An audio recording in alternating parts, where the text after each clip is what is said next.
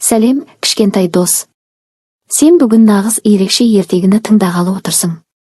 Бұл ертегі жай ғана ханшайым туралы емес, бұл өз жүрегімен бүкіл әлемді жылталған мейірім ханшайым туралы.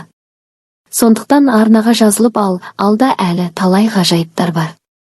Мейірім ханшайым және жоғалған жылулық. Бір елде емес, бір ғаламда мейірім деген қыз өмір сүрді. Әдемі, ақылды, бірақ ішкі мұңы көп еді. Анасы дүниеден өткенде ол кішкентай ғана болатын. Әкесі кейін басқа әйелге үйленді.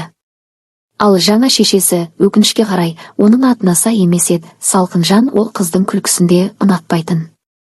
Бірақ мейірім ешқашан жаман адамға айналмады. Ол үндемей жүріп бар жақсыны ішіне жинай берді.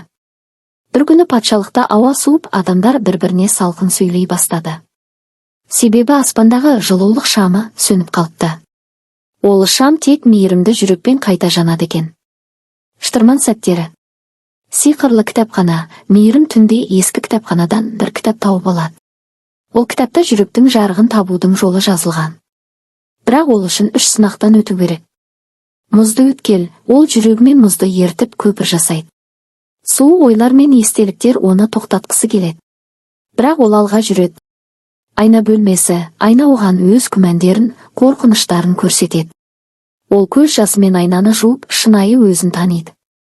Салқынжанның сыры, соңғы сынақ, өгей шешесімен сөйлесу. Салқынжанның да кішкентай кезінде жылулық көрмегенін біледі. Мейірім оны кешіреді.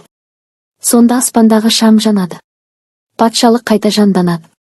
Адамдар бір-біріне жылы сөйлей бастайды. Ал мейірім бұрынғыдан да нұрлырақ күледі. Ол өз жүрегімен барша әлемге жылу сыйлады. Саған арнадым, кішкентай тыңдарман. Егер саған бұл ертегі ұнаса, арнаға жазылып ал, тағы да ертегілеріміз бар. Сенің жүрегіңде бір шам сияқты жарық беруді ұмытпа.